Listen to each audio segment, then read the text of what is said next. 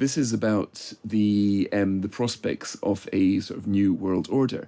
And if he does come up with a principle that he who annexes and digs in can keep what you want, then this isn't a manifesto for peace, it's a manifesto for more wars all over the world. Let's begin by talking about Ukraine and the prospects of a peace deal and whether they have diminished. Is Donald Trump giving up? The US president initially pledged to end the war in 24 hours after his election, not even after his inauguration. But it seems like that elusive peace deal is slipping further and further from grasp. Apparently frustrated that Volodymyr Zelensky won't agree to his ultimatums, Donald Trump took to Truth Social to express his annoyance, and he said he can have peace or he can fight for another 3 years before losing the whole country.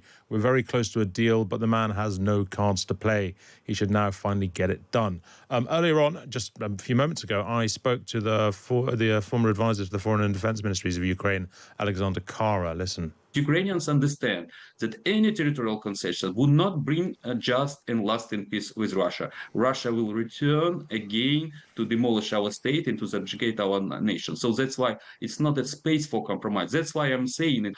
While the politicians in the West and journalists are saying there is no military solution to this conflict, I am saying vice versa. There is the only way to solve this conflict. It's by military means, by defeating Russia, by denying Russia resources for their war machine.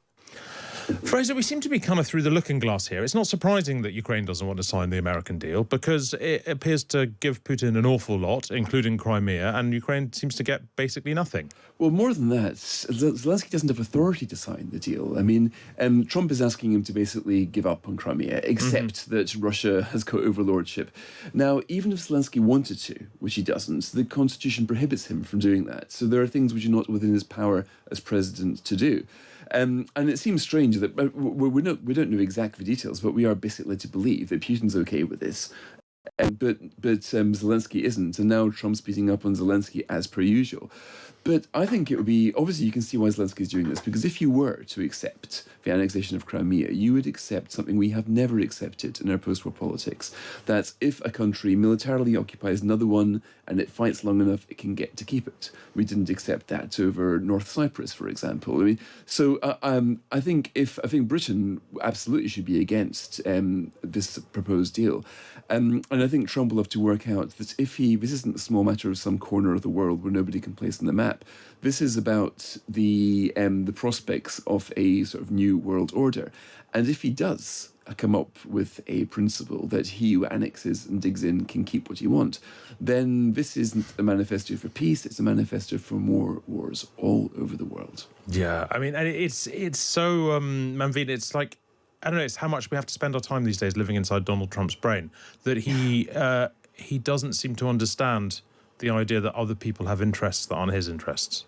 Yeah, or that there is a necessity to uphold the rule of law, because that applies to everybody. You know, if I was part of the Ukrainian lobby, I think I'd sort of be staging a takeover of one of the Trump hotels at the moment and just sitting out in the lobby and saying, we'll move if you give us a suite in one of your other ones, because that's clearly how deals are done now. Otherwise, they've annexed it. But just to remind him of why we have international law, why these rules matter, and why if you allow one exception, suddenly they're meaningless, and that applies to you in your daily life. You know, he needs it to be brought home to him. And I think that's the thing that hasn't happened. As far as he's concerned, he has no dog in the fight. He doesn't really care where this ends as long as he gets a deal. And for him, it's so much more about getting a Nobel Peace Prize. And the moment that he doesn't think he's going to get one of those, he loses attention. Well, look, so our own former Defence Minister, Grant Shapps, spoke to Times Radio Breakfast this morning, and he described Donald Trump's treatment of Ukraine as sick, disgusting and revolting. And he also said this to Stig Abel. You've got this terrible combination of a president who just for some reason seems to support the tyrant, and I have some theories as to why, but I may have to wait for the 30-year rule to talk about them. Do you want to offer one now? Thank you. I think I'll probably resist, but I don't think it's too much of a stretch, and many of your listeners will already know because it's publicly reported that he's had previous both run-ins with Kyiv unrelated to the war, and people may come to their own theories as to why he seemed to be in cahoots with Putin. So Grant Shapps says he's barred by the Official Secrets Act from saying why his theories as to why Trump is in cahoots with Putin, what those theories are. That's a pretty startling thing to hear from a former defence minister, isn't it?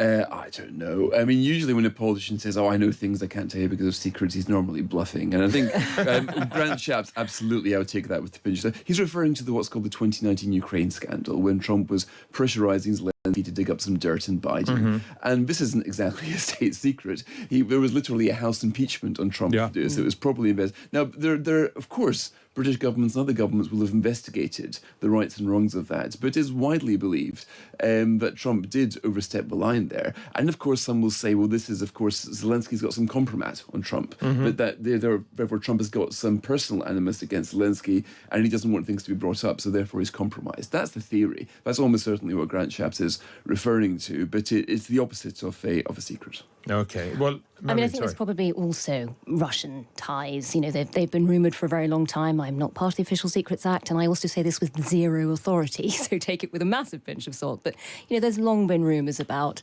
whenever his businesses ran out of liquidity, where he was able to raise funds and other deals. And lots of intelligence people would always sort of say the famous dossier with the golden showers, you know, go back and look at it, because it's a classic Russian trait that they would give you all the information you need, but then give you a spectacular piece that everyone so much that it discredits everything else that goes with it. So if you really want to get into some of those rumours, go back and study that in depth, I'd say. But it is stuff that we'll never actually know, and it's slightly absurd throwing out the speculation and not being able to stand it up. But also, you don't need it, because his behaviour relates perfectly to his character and his behaviour in other spheres as well. You don't need compromat. You don't need conspiracy. You don't need somebody to have, some sort of, reputational gun to his head. You kind of sense he'd sort of be doing it anyway. Look, today was supposed to be the day that Trump was going to be signing that fabled minerals deal with Zelensky to get access to Ukrainian minerals. Manveen, that seems a long way off now. Yeah. A long, long way off. And, in some ways for Ukraine, that's probably not a bad thing. But in terms of their security guarantees, and they weren't even getting security guarantees as part of that minerals deal.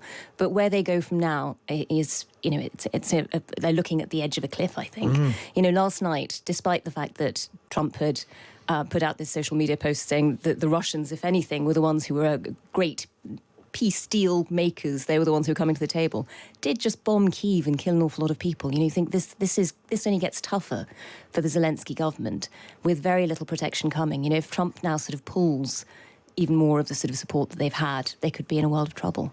Fraser, Edward Lucas writes in the Times today that we need to try and placate Trump, or else we're going to risk alienating him and driving him sort of further into the arms of Vladimir Putin, as he begins to see Putin as his only reliable ally around the world. That's in response to British MPs threatening to boycott the president's visit to Parliament. What do you think about that, the idea of the visit to Parliament, the idea that we could really alienate him dangerously? Yeah, I think Edward Lucas is completely right. And if you actually look at Keir Starmer, that's exactly what he's doing. Look at how he was there purring like a pussycat in the Oval Office, offering a visit to the king, etc. This works with Trump. I mean, if Zelensky had actually gone in there and said, look, Donald, we're going to give you this special Medal of Honor, which we've reserved to, then Trump would have behaved that way as well. This is how you play people like Donald Trump. It's basic diplomacy, and Keir Starmer's working it very well. Now, this idea of Trump addressing Parliament is far from clear if Trump wants that. And of course, if he were to do it, he would be provoking people, you'd stirring. If you look at what would work, I think the King's idea is quite a good idea, is next time Trump is visiting his golf course in Scotland, why doesn't he come to one of the King's properties and up there? There'll be no protesters, no public eye. To actually come into any Western Parliament right now would be to almost dare European electorates to rise up against. If you look at the Trump's popularity, it's really plunging. It was, by the way, quite high worldwide, but since then has really taken a knock now. And pretty much the most commonly held sentiment in Europe is that Donald Trump should fail economically with his tariffs. And in fact, opposition to Trump is, as we were discussing earlier, rekindled with tariffs. It's rekindling old European defence products. So we can see this is now a powerful political force. Of course, Trump takes things very personally. He's quasi-autocratic in that way. He's got this word, nasty, if people are nasty to him or not. But I'm not entirely sure if he's itching to give some kind of address to Parliament. I know that MPs are itching to give their opposition to him, as David Lammy was once before he became Foreign Secretary. His standard playbook. Manveen, that whole balance, I mean, we're going to move on in a moment, but that whole balance between whether one sort of appeases Trump, acquiesces to Trump, sucks up to Trump, or whether that's just so craven. I mean, and it's like, it's not a small deal when he's there going, Ukraine should give up Crimea, Volodymyr Zelensky is the problem. To whatever extent that Ukraine's other allies are expected to stomach that. I mean, it is craven, isn't it? Utterly. And like you, I hate how much time we now have to devote to trying to get inside the head of Donald Trump and working out what will appeal to him. But, I think Fraser's right. Clearly, flattery does work. We can see Vladimir Putin leaning into that. We know that he sent a message saying he prayed for Donald Trump's victory for more reasons than one, I expect. But sending him portraits, all those things do seem to have an effect. They do change his view of the world. At the same time, I mean, again, we have to get into so much cold psychology. But when he does his speeches and sort of says, talks about all the countries lining up to kiss his ass effectively over tariffs. Not effectively, literally. Literally, that is what he said. So you realise that it's such a fine line. You've got to approach him with respect and flattery, but at the same time be willing to disagree with him within those boundaries, and to show that you're not utterly craven, because he's basically sort of the unpopular kid who's never quite got over it. A lot of his worldview is shaped by the fact that he was never let into Studio 54, and when he was, he was like the geek in the corner nobody wanted to talk to, even though he was rich. So I think you've got to sort of hold your own. You've got to make him respect you as much as you show respect to him, because otherwise you're just one of those many countries queuing up which he loves lording it over, and I'm not sure that gives you much power. There's another aspect of this. Trump thrives on confrontational politics, polarized politics. Now, he invites you to boo at him, to basically become direct. Now, you mustn't rise to the bait. That's simply the way of handling Trump. If you do rise to the bait and do protest against him and do call him all of these names, you're playing into his hands. He's suddenly in his element. And these are the sort of politics where he thrives. A more grown-up politics is an environment where he perishes. So he wants to keep everybody divided, everybody shouting. And he succeeds because people do rise to the bait every single time. Trick is, if you want to slag him off, do it in long words and hope he's not listening. Look.